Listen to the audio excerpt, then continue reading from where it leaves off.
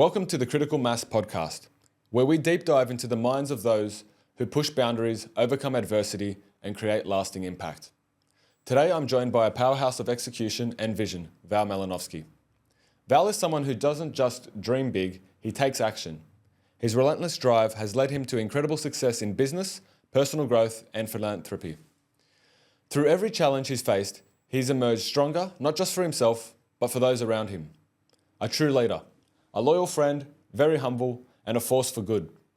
Val's journey is one of resilience, learning, and lifting others up. He's here today to share his experiences, his mindset, and lessons that can help you accelerate on your own path to finding your critical mass. Val, welcome to the show, and let's get into it. Thank you, Phill. Very interesting introduction. Thank you. I think it's just a small shot of some of the great things that you do, but we'll get deeper into that today. Can we avoid the word small today? We'll do our best, but the truth must come out. It will come out. So, just wanted to start by thank you for appearing on the show, and we'd like to delve deep into your mind to see some of your journey. I know you've had a very interesting story. You've had rapid transformations, big setbacks, but I think that has helped grow and shape, and as it does for everyone. So maybe we'll just start with any regrets in your life. No, definitely zero regrets. I think if you start focusing on your past and your experiences which you might think were bad, then you can't move forward. And I think every setback I had or anyone had, it's actually should be taken as an advantage or as a gratitude, which pushes us forward. Beautiful. Definitely no regrets. Yeah, I love that philosophy. I couldn't agree more. If you hadn't had those setbacks, you wouldn't be sitting in that chair today. So that's awesome. I love that mindset. Any particular ones that you feel like you've grown the most from and has maybe shaped you and put you on the path that you're on today? Very interesting question. I think in general the journey which I'm on right now, it's the result of the setbacks. And when I look back, there are many of them, and countless actually. And even this year we started, with wrong foods. We, in business and so on. But I know all of those setbacks will only force me to go further in life. And in terms of the examples, again, probably the biggest one was during the COVID time when I lost my business. Almost went through the bankruptcy. I went through the voluntary liquidation. I closed my business. And again, what I learned from that is that anything can happen in life. Don't be surprised. Don't be surprised. Just be prepared for everything. Don't be emotional. Just let it go, and always have maybe a plan B, maybe sometimes even a plan C.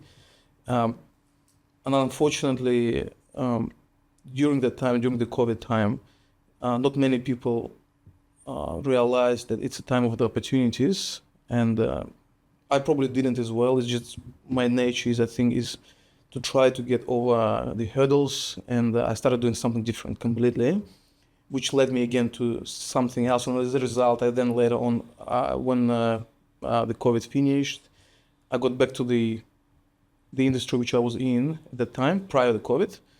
And what I'm doing right now, again, is just because I managed to go through those hurdles. I don't know if it makes sense. Yeah, definitely. Yeah, when everyone was freezing in winter, you were learning how to ski. So that's I admire how you handled yourself through that, because I did know you through that time, and how you took that adversity and you copped it on the chin, and you didn't fall to pieces, but used it to jettison yourself and get further ahead in another way. So that's awesome. Yeah, it does make a lot of sense, and it's good how you're able to piece that together. So the biggest learnings from that, you'd say, is just what would you say? The biggest learning is just don't give up. Yep. There are always plenty of countless opportunities and options. not necessarily they'll be fruitful in the beginning, but the main thing is to keep going and to have your vision, and just don't give up.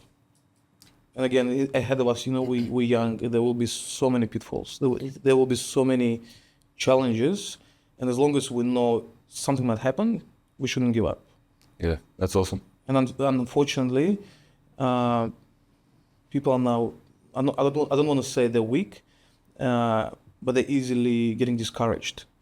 And the suicidal rate in Australia is very high, and it's purely because I think of the weak maybe mindset. I don't know if we can put a title on the mindset, but I think it's maybe cultural as well, where here in this country people got used to the easy way. Yeah. Where in other countries people are actually fighting.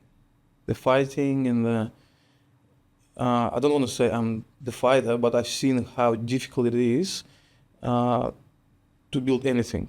And I think maybe this resilience which I acquired from the past maybe helped me to overcome a few challenges. Yeah. Well, I think resilience is a powerful word, and I think you're right that a lot of our generation haven't developed as much resilience as our parents, our grandparents, great-grandparents who have suffered a lot more setbacks, a lot more major setbacks, a lot more adversities, which help build that resilience. So yeah, that's true. Your philanthropic vein. So I feel as though everything you do is not just for yourself, but for a bigger picture, for a bigger cause, to help others, to help empower others, to help feed others. In this case, from the building that we're sitting in. Where does that deep-seated mission come from? Do you think? Is it something from your upbringing, from family, from environment? What shaped you to have that mindset? Again, another interesting question, and I can be very selfish now answering this question, and I think I need to be frank and honest. I'm doing it for myself. As much as it appears you're doing it for others, I think deep down, when you actually see it and you meditate and you try to realize why you do what you do, it actually comes from ego. Okay, we'll mix it up with ego and a purpose. What I realized is that you need to have a real purpose in life, a part of course, your whatever drives you, whatever you want to achieve, your personal goals and objectives. You need to have a strong foundation which can support. And I found it is through helping people. By me helping other people, I believe it needs to be my purpose. And by having this purpose, it actually fuels me. It's like a catalyst. It fuels me to move forward and try to do something else. And again, I have a big vision. I want to help as many people I can without any reward. But what I get in return is whatever I get in return, it drives me forward. And I think it can be a bit selfish in the ways that because I do those philanthropical things, it drives me forward, but I know in return I'm helping people. But again, there is no financial gain. Yeah. I don't know if it's, again, makes sense. It's an interesting answer, and it's probably not quite what I expected, because like I said, knowing you for some time now, I know to succeed, you have to be selfish. You have to put yourself first to have the drive, to get to the goals, to hit the targets, to get through that thing. So I fully understand that, but knowing you on a deeper level, I think it isn't. There is a deep-seated drive that you have to help, but without a selflessness to it, because often, you do help people, and I've seen it firsthand, and without any reward and without any expectation. So I think you're a very humble person, and so I know where you're coming from, but I don't think you're as selfish as you've kind of painted the picture to be. But I think you have to be selfish to be driven, motivated, make those meetings, hit those targets. But look, I'm not necessarily saying I'm selfish, are probably less selfish than majority of the people. And I don't want to be selfish. I actually want to look after the people. I want to help people. And I believe for the society to grow and expand their values, it all should come through love, through giving, and so on. But what I'm saying is what drives me in the businesses, in my projects, I decided to focus and have this foundation, which is helping people.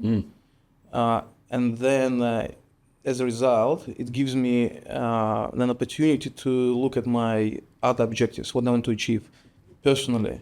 But by relying on other people, on helping the community, it actually helps me to fantasize my own world, what I want to have, whatever I want to have, financial goals or whatever I have, any other aspirations. It all comes through, firstly, understanding that people come first.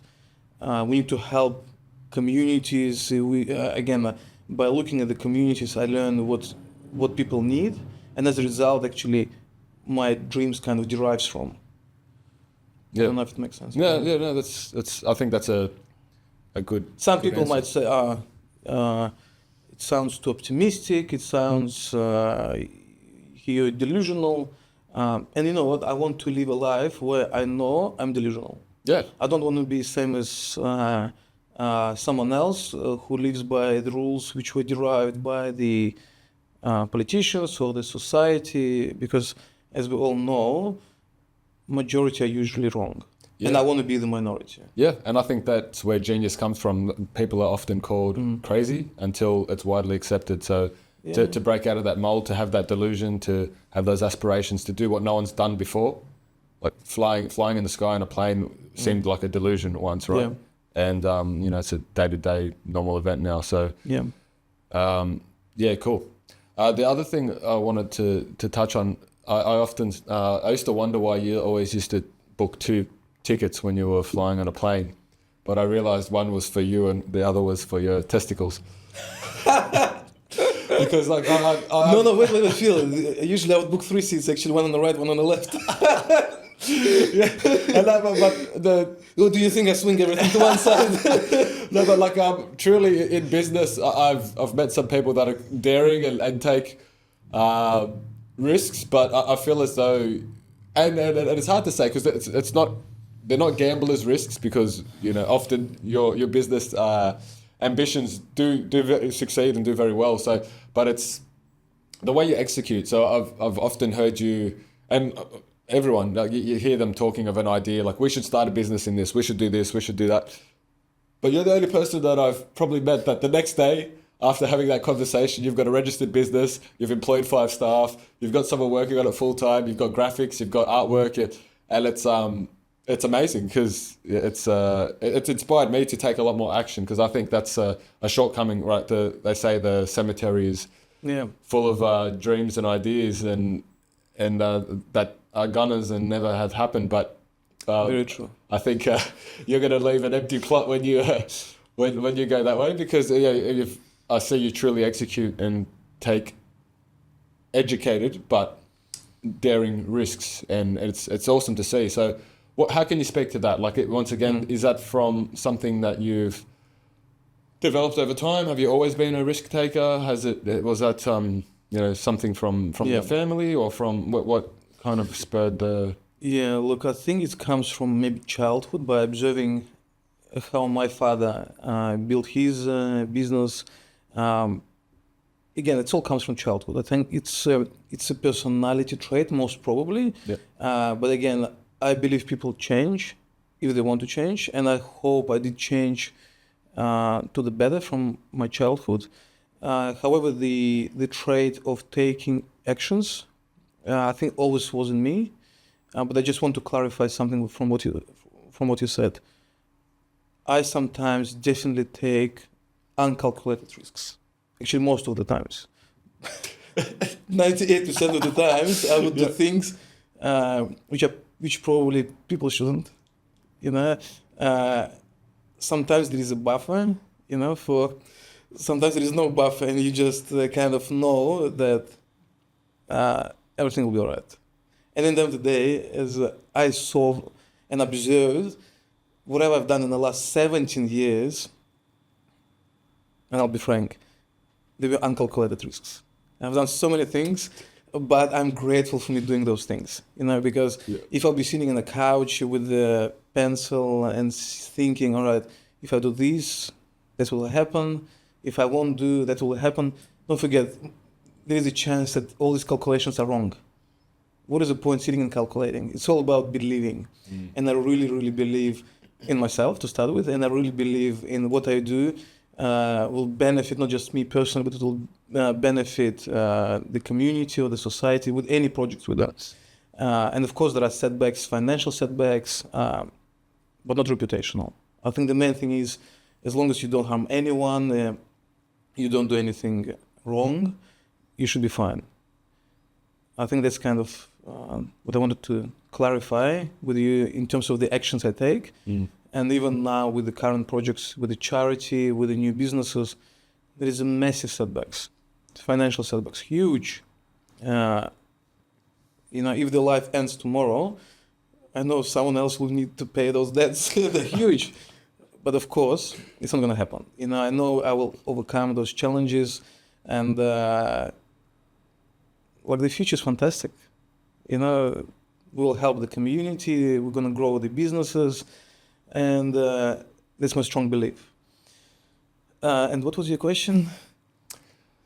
Just on the risk taking and the courage. Yeah. Did I answer the question? Yeah. So, no, it's a good answer, comprehensive. So your dad ran businesses and he started his businesses from nothing. He built everything himself. I don't know if he took risks, but what I saw, he built everything from nothing. And that's where probably the drive coming from, knowing that if you put an effort, you can achieve everything. But again, my mindset slightly different. Is he worked very, very hard, without having maybe a mindset. He only believed that hard work can bring you the outcome. My mindset is different. Is to be positive. Is through believing in yourself, through the law of attraction, through meditation, and it helps a lot. Yeah. Hard work not necessarily will bring you the outcome. Yeah, that's. I feel like that resonates a lot with my father. Also, probably did. Anyone in business does take risks. Business is a risk. And went down a similar sort of path as well. So yeah, it resonates because once again, a lot of hard work to get ahead and work harder than everyone around you, and you succeed. But yeah, I've also come to learn that leverage, you can also leverage and able to potentially accelerate that by trusting and outsourcing when you can as well. So that's interesting. So tell me a little bit more about TrueYou Club. So so it looks like you've starting to get established. You've got your place here in Mascot. Is it Botany? Don't drop the address. The secret location. It is a secret location. Batley, yeah. So what happens? What's the goal, the vision for TrueYou Club? Okay, TrueYou Club. It has two branches. One is the personal development, where we do seminars for predominantly students, foreign students. Predominantly, this is our target market. And another branch is charity. Again, same name. The whole idea is we want to help people in need with food, who are hungry, who can't afford doing grocery shoppings. And in the same time, people who can't afford it, we know they might need some mentoring. But again, this is a secondary. I think this course will benefit volunteers predominantly. Looking at again the clientele, people who come through these doors, we haven't seen the big success that they will be using our personal development course. We're just now focusing and trying to push this content to students, foreign students. And again, the content derives from my knowledge, from what I learned from my mentor.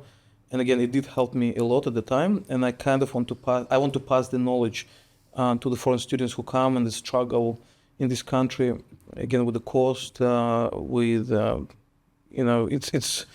the lifestyle here is very different from wherever you're coming from, and majority of the people don't know how to overcome and how to live the life here.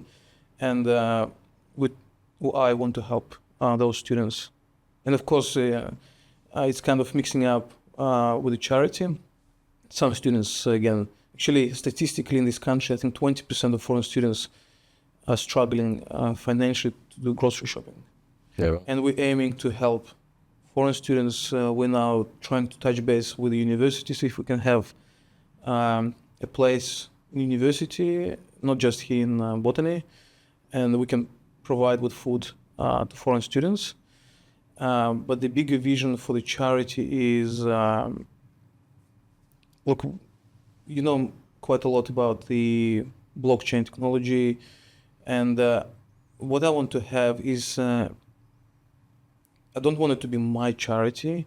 I don't want this charity being directed by the directors. There are 3 directors of the charity. I actually want to have the input of the community. And what we're building right now, we're building a DAO for the charity, where the charity will be owned, or not owned as such. We will tokenize the charity, where people will be able to buy tokens. And as a result, they will be the ones who will be making decisions what the charity does. It will be driven by the public. And of course, there are bigger visions to go into other jurisdictions when we can. But yeah, for now, we'll start with Australia. We'll tokenize the charity, and whoever will buy a token, they will be able to vote and will be able to direct on any day-to-day activities where the funds goes. And literally, I will not be a decision maker, which is good. I want it to be the public benevolent institution, where the public actually decides what they need. And when do you think the tokenization? In 2 months. Yeah, we're working on it right now. Okay. And can anyone, if you own 1 token, is that enough to have a vote, or do you have to have? We're now working on the tokenomics. Yeah, tokenomics. Yeah. Okay. Yeah, it's kind of something different, and we want to bring something unique to the community, and build the awareness how it can be done, because again, this is more or less a new concept. People don't believe in charities because they believe it's siphoning money. They think directors are getting paid too much money, and donations are getting funneled. But that's my idea, is to make it as transparent as possible, when none of the directors of this charity getting paid. Of course, there is operational cost to run it, to buy produce, to pay marketing team, to pay maybe accountants, but none of the directors will get paid. Majority of the funds will stay in the charity, and the public will be able to direct the funds. They will be making decisions: who we're feeding, where we're opening another branch, do we do another seminar, where we do the seminar. Literally, all these discussions will be opened for public. Awesome. Your mentor. Tell me a little bit about him. His name is Austin Sultana, a Maltese gentleman. Yeah. I met him by accident 14 years ago when I was working in the hospitality. At that time, I think he was still an executive of the Colgate. He also had a passion of mentoring and helping people. And when I met him, again, it was just a chance. He stopped me and he said, "What are you doing?" So, "What am I doing here in this country? I'm studying. I'm a student." And at that time, I had a lot of setbacks with my studies. I failed a number of subjects at university. Again, I never had an idea that we need to have some kind of goals or aspirations.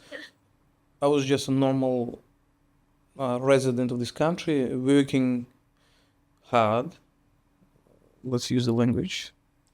I'll use another word, but I think we'll get censored otherwise. Worked hard to pay my tuition fees, but would fail against subjects, struggling. And when I met this gentleman, Austin, I don't know why, when he started talking to me, and he said, "Look, I'm a mentor. I want to have a chat with you. I'll give you the quote which he told me. He said, "What is your name?" He asked me, "What's my name?" I said, "Val." He said, "Val, you know what?" I said, "What?" He said, "You have unlimited potential." His quote. And it's kind of, it gave me the goosebumps at the time. I was thinking, do I really? And straight after, I was thinking, all right, I'll have a meeting with this guy. And we had one meeting, literally one meeting, one session. And he explained to me how to achieve whatever you want in life, how to work on yourself. And it kind of became my hobby to dive into this topic and to learn more, attend seminars. I started reading the literature on this topic, and I was very fascinated. But this man changed everything in my life. I think from the mindset perspective. And I think, again, if I wouldn't meet him, I wouldn't have this inspiration to do personal development and maybe to help people. I think everything started from that man. Do you still talk to him? Yeah. Yep. Yeah, we meet once a month. He's still my mentor. Yep. An amazing man. He didn't change at all in this past 14 years. Still the same lovely man. He helps many people. And we're actually supposed to do the podcast with him, but he got sick. Now he recovered. Hopefully within the next couple of weeks we'll do a podcast with him. But yeah, everything started with that meeting, which we had 14 years ago in the restaurant. Yeah, well. And do you think your challenges as a student obviously helped set your mindset to help other students that are in the same situation? Funny enough, after I met Austin, after we had that meeting, and he explained to me how to work on the mindset, how to overcome the challenges, how to be able to manage the time, how to pass those subjects. I didn't fail. I finished my bachelor, then I've done my master's degree, and again I started my businesses. Literally, I think he did help a lot. I wouldn't know the approach which he taught, and that's the approach which I want to teach and preach during my seminars. Awesome. Morning routine. I know you're a big fan. Yeah. You introduced me to the 5 a.m. Club book, which I think is a powerful bit of literature and just a culmination of a lot of techniques which are powerful. How important, and what can you share about your morning routine and how it's influenced your life? Depends who you wake up with to start with. Oh, it's a joke. Yeah, that's important. Even if you wake up alone. No, that's a joke. Look, 5 a.m. Club helping to realize how important is the discipline. I don't think we need to focus on the number 5 a.m. as such, because many people, go to bed at 1, 2, and then if you push yourself to get up at 5, then you have a deprivation of sleep, and then during the day, performance will be very bad. Especially when you have duties in the evening. During the night too, also. Yes. Right, yes. If you're lucky enough. But to be serious, my routine is get up, do my golden rules taught by Austin. Yep. I have my journal, I write things there. Then I do meditation, which is very important for me. And again, I would never know about the meditation. When I lived overseas, when I came to Australia, I never heard of it. I didn't know how important it is. But again, mind is everything. Everything is here. All the answers, all the problems are here. What you focus on, that's what you're going to get. Then, of course, I try to hit the gym. And after the gym, it's breakfast. And then it's a day. So when you say meditation, that's visualization as well? Or what you have separate practice? I think it depends on your circumstances. As I mentioned to you, I had an injury last year, and during that injury, I was visualizing, and it was different meditation. Now, I just try to calm my mind and just try to be present. No visualization, no guided meditation, no music, no distraction. You just sit in a quiet, dark place and just try to sit, calm, quiet. That's it. Peace. You're trying to find it in your mind. Nirvana. Yes. Yeah. Yeah, well, yeah, to delve a little bit deeper, so Val had a MCL or ACL. ACL. So he had a full rupture of his ACL, and I am a very much a skeptic about everything. So I got Val to send me the scans, and you could see a very clear full rupture of his ACL.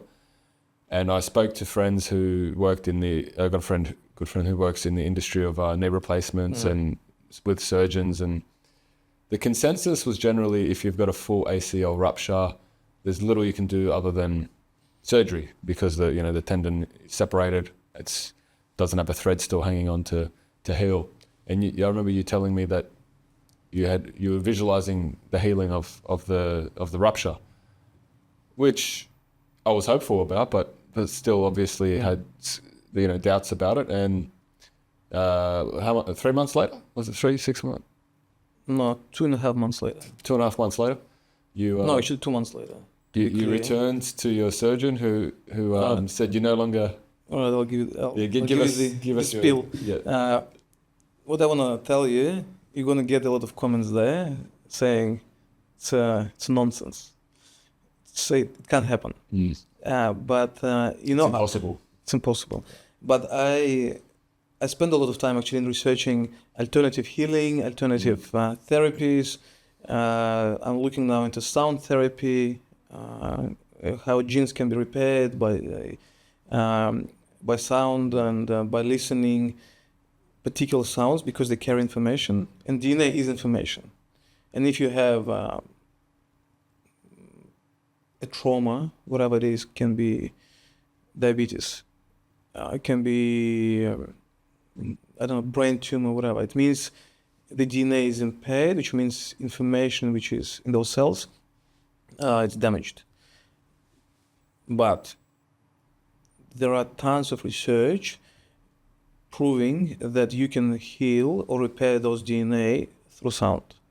It's just one of the methods. I'm just kind of bringing up that there are alternative methods to traditional medicine. Yes. And when I played soccer in 2023, and in November 20th, I torn my ACL.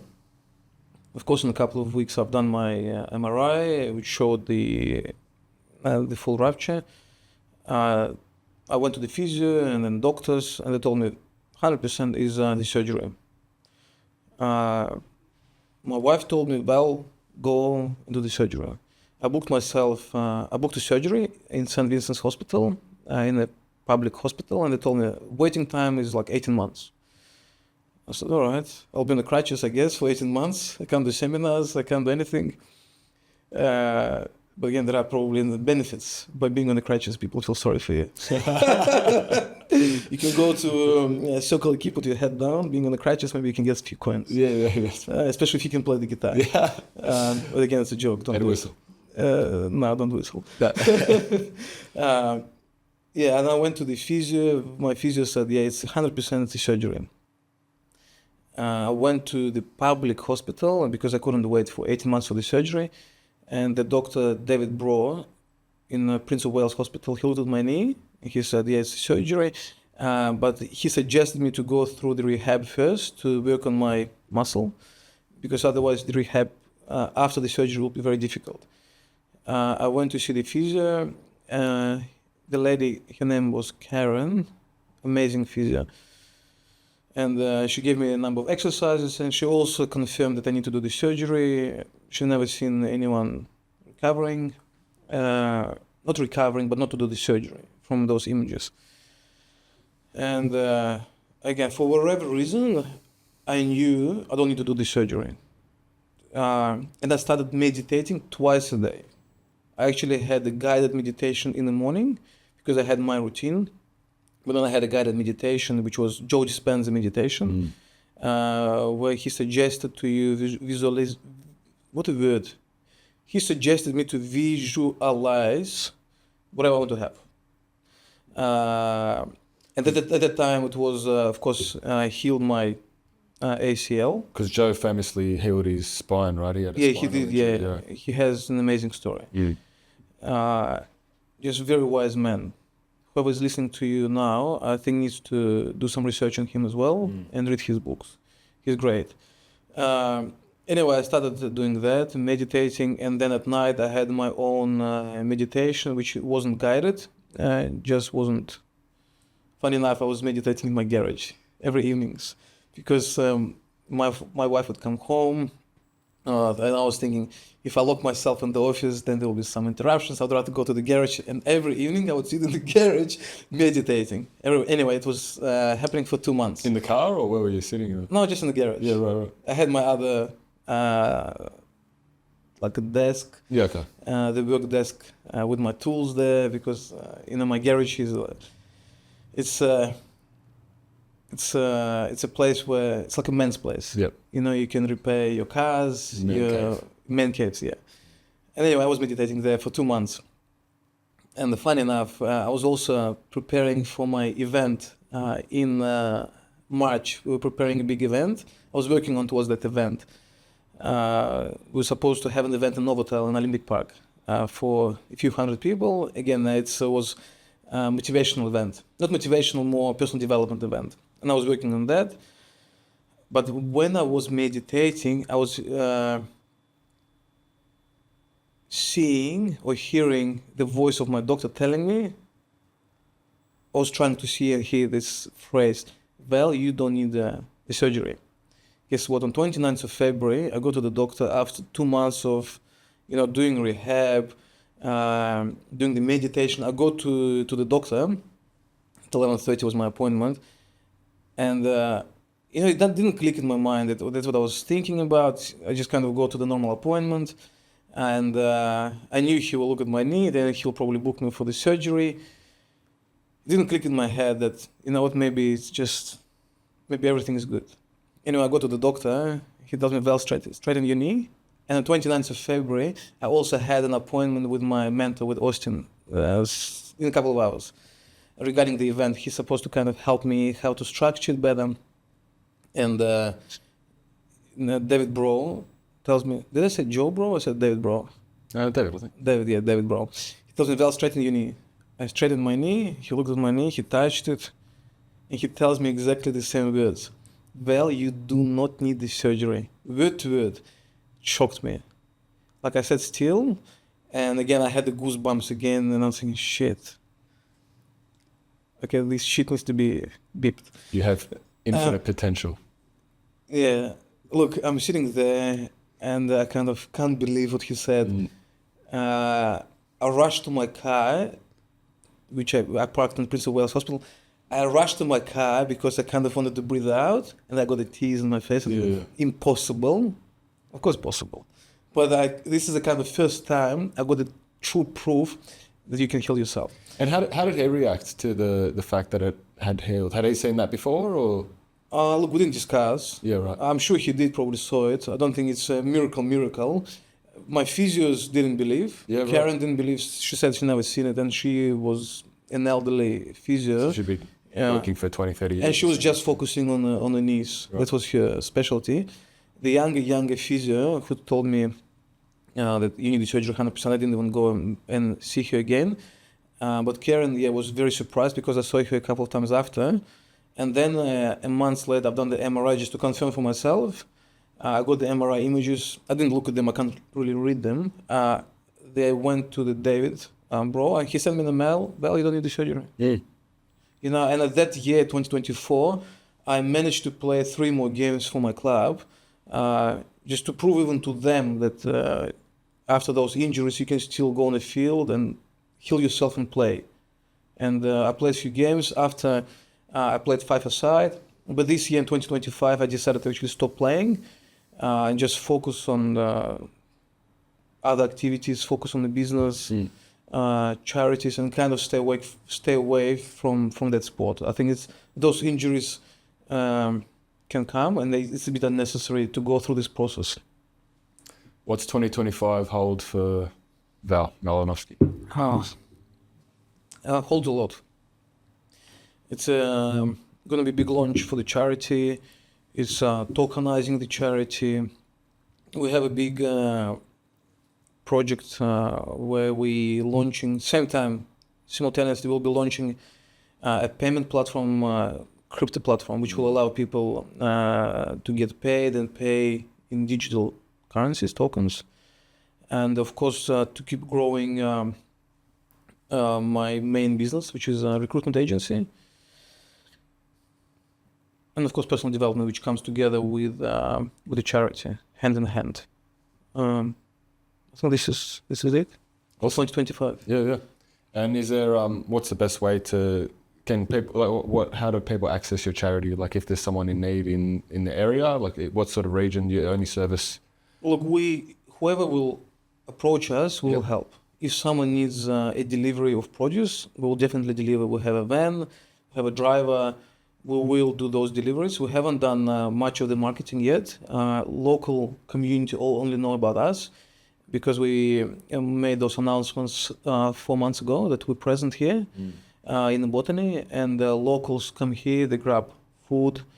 With the next couple of months, we actually will change completely what we're offering to people. We want to shift towards organic and healthy produce, food, and move away from high concentrated sugar produce, away from cereals, away from jams.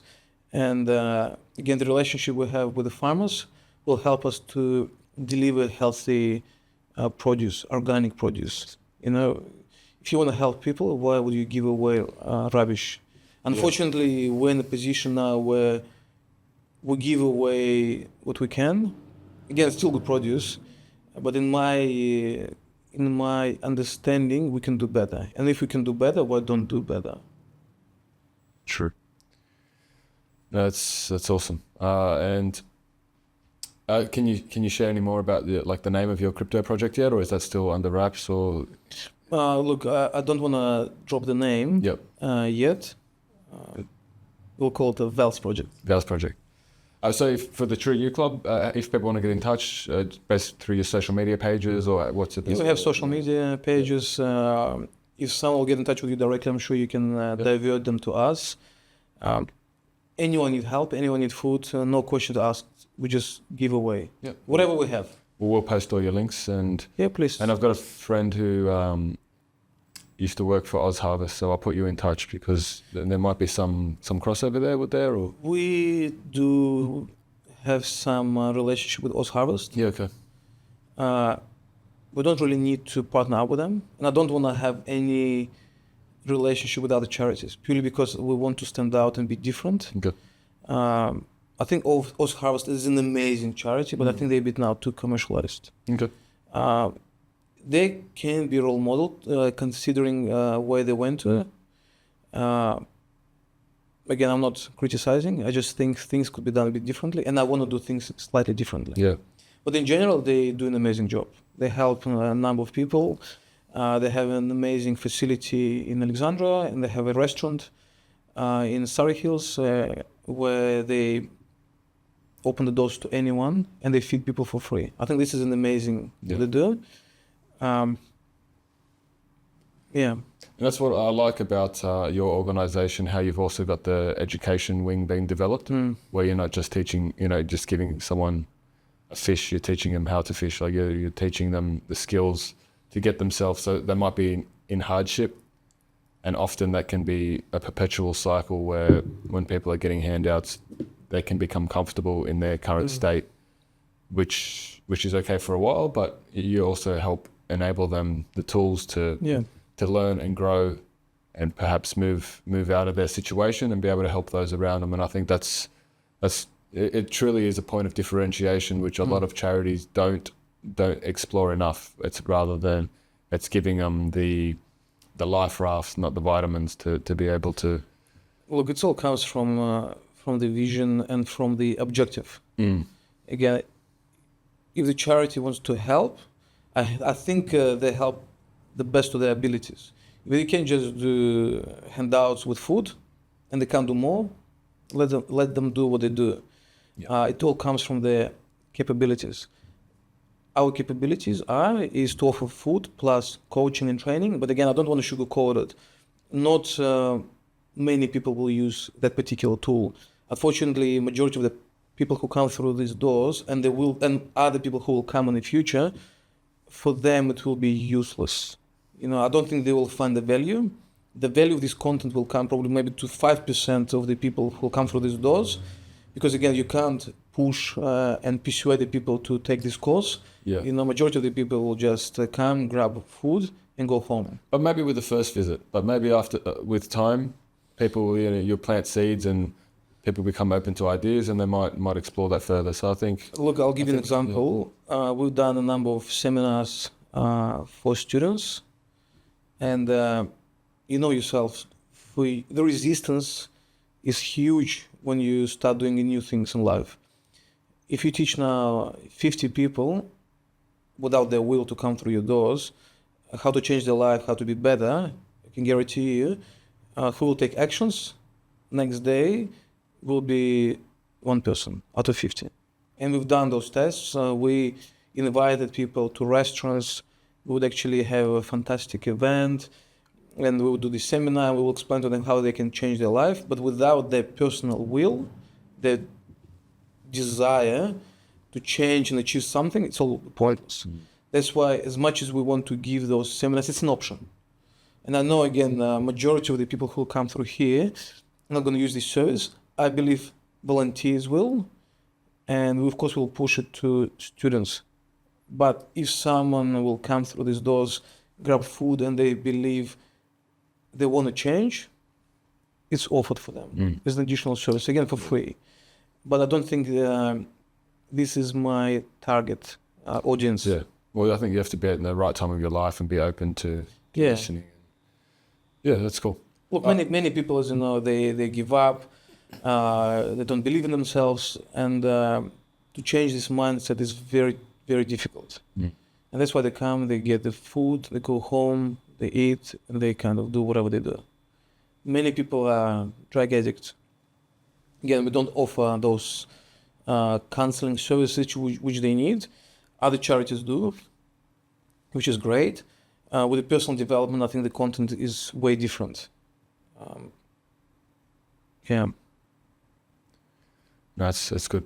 What takeaways for someone who's looking to take action, they're listening to this today, to get to their critical mass to a point in their life where they're able to become self-sustaining and able to have that growth and change? What's something simple or something they can start working on to get that in your view? I can give you a long answer, I can give you the short answer. Give us both. Yeah, that's what she said. She didn't say that. I hinted it. We'll edit that out. That's all right. Oh, you know what? Now I have a muscle cramp in my back. I feel like a massage later, which I'm not gonna have. Maybe I will. It depends on the timing. All right. Look, everything is so simple in life.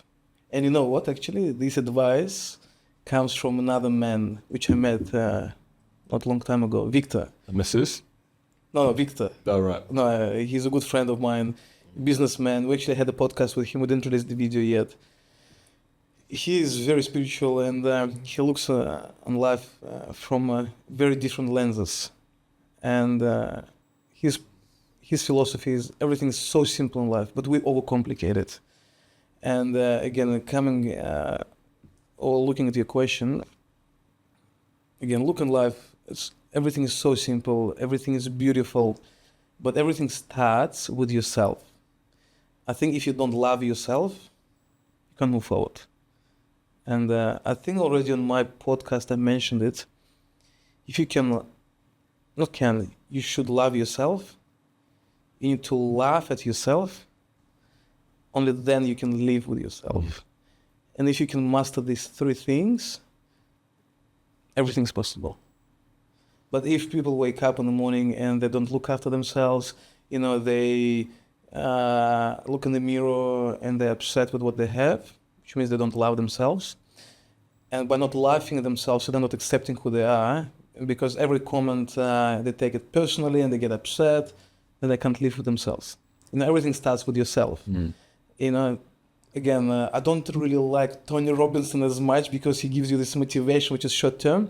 But I like his only one phrase, take massive action. But I think take massive action into changing maybe your physical appearance, that you can start loving yourself. Everything starts with yourself. When you start loving yourself, the rest is snowball. The rest is easy. So start simple. Simple. They simplify things. And again, mindset, focus. You will learn down the track how to shift your attention from negativity to positivity, from adversity to whatever the opposite is. What is the opposite of adversity? Opposite of adversity, Luke? Triumph. Triumph, like my motorbike Triumph. Street Triple. That's it. Such a good motorbike. Yeah. Yeah, I sold it unfortunately 2 days later after I had my ACL injury because I couldn't bend my knee. Yeah, I think you told me you would never ride again. That was about 5 bikes ago.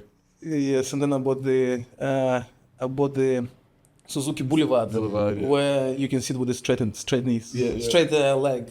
You don't need to bend your knee. Ergonomics. Yes, but yeah, look, we get upset in life, we get stressed, but we need to learn how to shift our attention.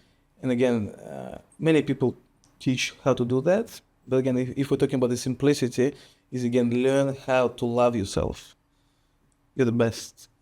You're an amazing person. Be a role model to everyone. Be humorous.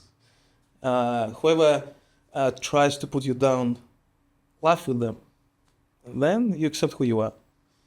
That's it. Yeah, that's awesome.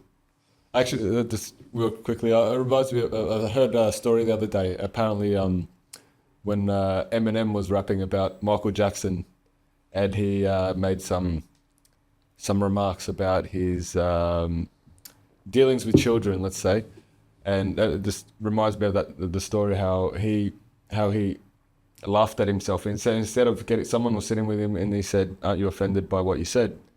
What Eminem said about you?" And he goes, "No." He goes, "Look, I respect him. He's a very good artist." He goes, "You gonna sue him?" He goes, "No." I goes, "I've been suing people my whole life." He goes, "What are you gonna do?" He goes, "I'm just gonna make an offer."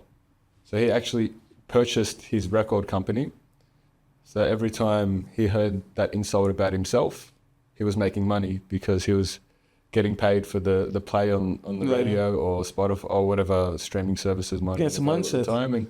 And so instead of being hurt by it, he laughed at himself, laughed at the situation, and monetized it. So yeah, it's important perspective, isn't it? Yeah, we're surrounded by how many people? We meet, I don't know, 15, 20 different people a day. Yeah. And, if you start digesting the negativity which might come from different people, you'll go insane. Yes. I think this is maybe it's another skill to maybe funnel those people and just separate them and maybe surround yourself with the right group of people. Yeah. As whoever you surround yourself with, that's who you become. Definitely. And unfortunately, sometimes people don't have a choice. But when you realize you do have a choice who you surround yourself with, that's something you need to be aware of. Yeah. As Peter Sage said, surround yourself with 10 drug addicts for a few months, you'll become the 11th. It's true. Yeah, you end up being the product of your environment, and no truer than the company we keep. Yeah, unintentionally again. Yeah. So Val, you're the best. No, I'm not. Thank you for coming on the show, and thanks for letting us use your set today, which is very retro. A lot of changes since I've last been. So it's.